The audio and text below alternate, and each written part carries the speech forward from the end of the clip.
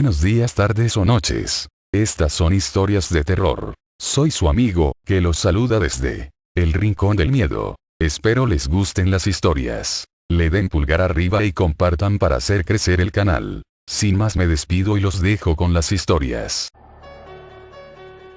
Historia de terror: no mires bajo la cama. No mirar debajo de la cama era el consejo que Tomás recordaba de su hermano mayor, pues debajo de ella había monstruos, criaturas extrañas en busca de niños curiosos para saborear o raptar, esperando usarlos como mascota en el mundo oscuro. Con una advertencia así, se mantenía a raya, y por supuesto muy asustado.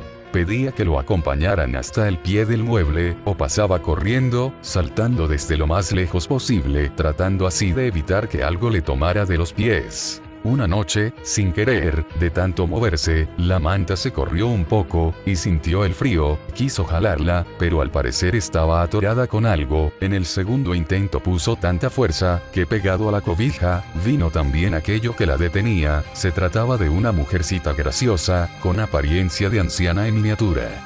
Esta señora le daba golpes al niño para que soltara la manta, pero lejos de herirlo, le causaban cosquillas, ya que lo hacía con una diminuta rama que les servía de bastón. Después de un rato de forcejeos, llegaron a un acuerdo. Tomás se dio la frazada y la viejecilla se fue contenta por debajo de la cama. La mañana siguiente, el niño empezó a dejar objetos y comida debajo del mueble. Para cuando veía de nuevo, ya no estaba ahí lo que había puesto, pero días después, cuando miraba, tenía un objeto, alguna extraña manualidad que el chiquillo conservaba con gusto. Se podía decir que se hicieron amigos, y por las noches, la viejecilla subía a arroparlo.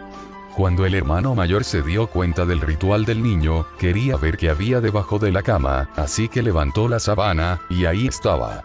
Esa horrible cosa llena de dientes, con cientos de tentáculos que se movían intentando atraparlo, se saboreaba desde la distancia. El chico intentó correr, pero el monstruo ya lo tenía atrapado, jalándolo hacia el mundo oscuro. Jamás he creído que los monstruos vivan debajo de la cama, y ahora mucho menos. Debajo de la cama solo te espera lo que mereces, por eso debes ser bueno.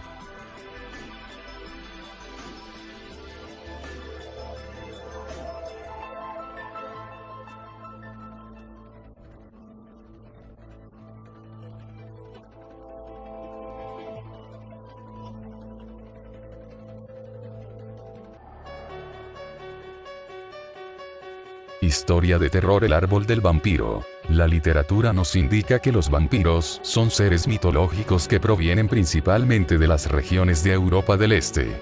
Sin embargo, la gente de los otros 4 continentes tiene sus propias historias de terror sobre estas criaturas. Hablemos de un relato que ocurrió en Hunan, China. Se dice que a fines del siglo XIX allí vivía un hombre anglosajón que invariablemente vestía de etiqueta.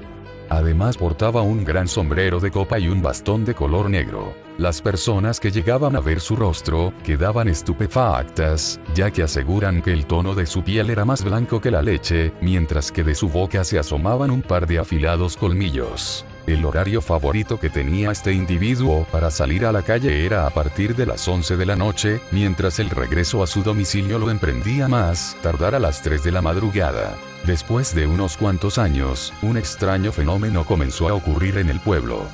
Varios animales de granja comenzaron a desaparecer, solo para encontrar sus cadáveres a los pocos días completamente desangrados, descansando a la orilla del lago.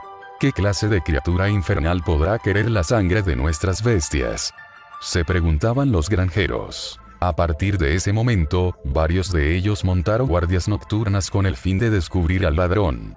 Finalmente uno de los cuidadores logró dispararle en una pierna a un individuo que trataba de robarse unas ovejas. De la boca del ladrón salieron chillidos como los de un murciélago, mientras este trataba de perderse entre los arbustos, iluminado por un profuso manto de estrellas.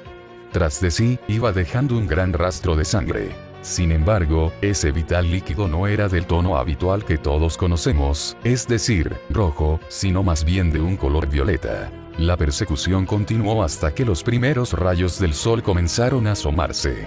El vampiro trató de taparse las manos y el rostro con su abrigo, pero ya era muy tarde.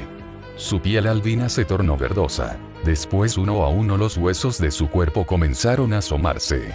Lo increíble fue que tanto su vestimenta como su esqueleto quedaron convertidos en cenizas. Dejaron los restos allí, con la esperanza de que todo aquello se lo llevará el viento.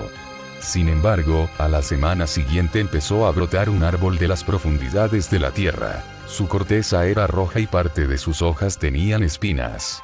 Unas personas trataron de derribarlo, pero dejaban atrás sus intentos al percatarse de que al darle hachazos al tronco, brotaba sangre. Otros más rodearon el tronco del árbol con una capa de un grueso concreto y en la parte encima colocaron un techo de lámina para evitar que el agua de lluvia lo pudiera alimentar. No obstante, el árbol continúa creciendo con normalidad hasta la fecha. Las leyendas de terror de Oriente expresan que si esto llega a suceder, probablemente se trate del alma del vampiro que poco a poco se está regenerando y al mismo tiempo esperando el momento exacto para emerger de nuevo a la superficie con amplia sed de venganza.